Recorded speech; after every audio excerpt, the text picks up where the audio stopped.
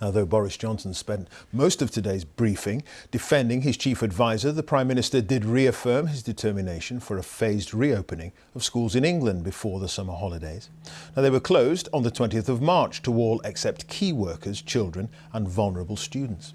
Primary schools will reopen on June the 1st to early years pupils, reception year 1 and year 6, though that may not be possible in all cases. He added that from the 15th of June, secondary schools would provide some contact to year 10 and 12 students to allow them to begin preparations for exams next year.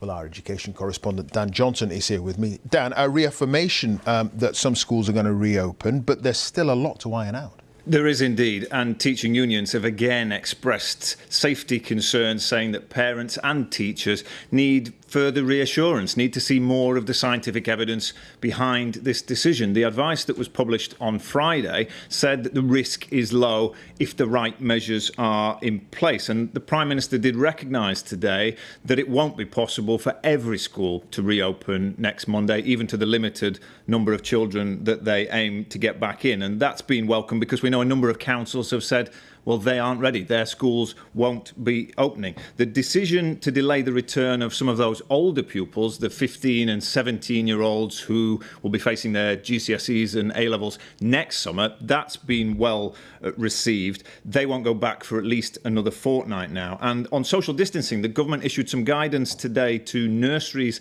and play schools, recognising that it will be essentially impossible to keep those younger preschool kids apart. But what about primary schools? What can we expect? Well, there'll be smaller class sizes, there'll be staggered break times and different times for kids being dropped off and picked up, all in an attempt to try and spread people out, stop them mixing, try to reduce the transmission of the virus. But there are still some big questions about the practicalities, and that is just England. Remember, we don't have a date yet for more kids to go back to school in Wales. In Scotland, it's not expected until August. Northern Ireland, it looks more likely to be September. And ultimately, this is going to be a decision that faces each family, really, when the time is right for them. But at least in a week's time, some parents will be facing the prospect of returning their kids to school. It's time to dig out and dust down the school uniform and see if the shoes still fit.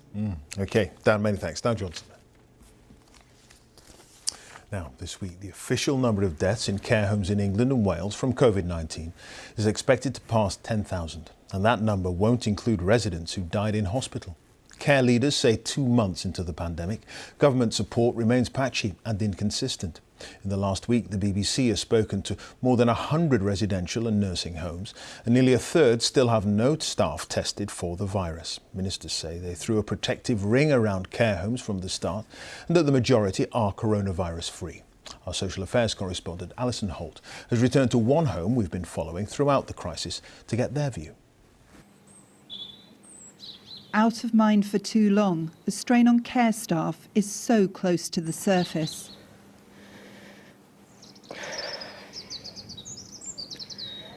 It's like an emotion, you know, you're up and down, you're caring for people under the hardest conditions.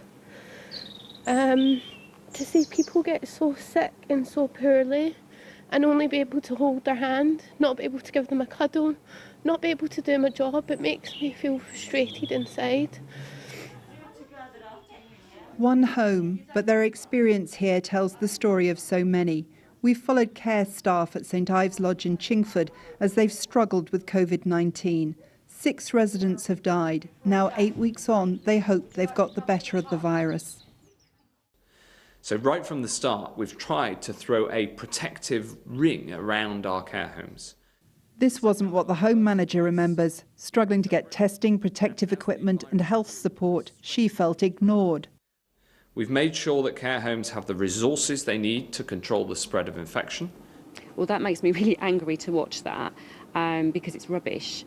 Going back to that time, and even now, we still feel like we're on our own. We had no one. You know, we were making decisions. We were using Google. It was a nightmare. You know, but we did it.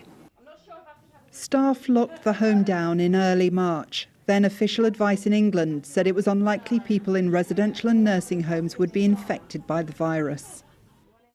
That advice changed on March the 13th, when care homes were told they should ask no one to visit who has suspected COVID-19 or is generally unwell. 3 days later, St Ives Lodge had its first case, a resident who visited hospital regularly. The virus spread to others he sat with at mealtimes. On the 17th, the NHS told hospitals they should urgently discharge all hospital inpatients who are medically fit to leave. There's increasing evidence that some patients took the virus into homes.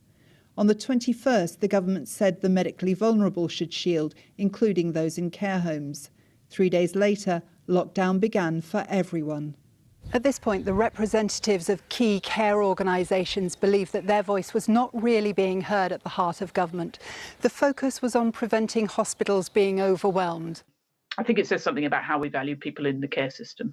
Vic Rayner, who represents not-for-profit care homes, says in March some residents were receiving blanket letters from GPs saying they might not be taken to hospital.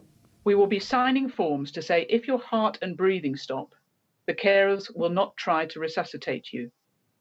There will not be ambulances available to come and continue any resuscitation or take you to hospital. The home that received this letter refused to pass it on to its residents. It's not thinking about people. It's not thinking about individuals. It's thinking about a process and a system. And it's saying the system can't help you.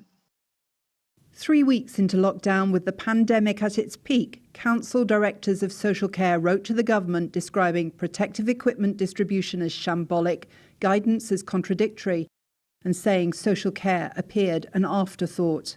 4 days later, the Health and Care Secretary set out his action plan. The government insists it's provided the care sector with protective equipment, testing and extra money. And in a system that was already underfunded and under pressure, there's talk of the longer-term reform that's needed. I'm hopeful that this crisis will mean that the government realises it can't afford not to reform social care. I think too often in the past the focus has been on the cost of reform without thinking about the human and financial consequences of not reforming. For residents and care staff, getting this right for the future couldn't be more important. Alison Holt, BBC News.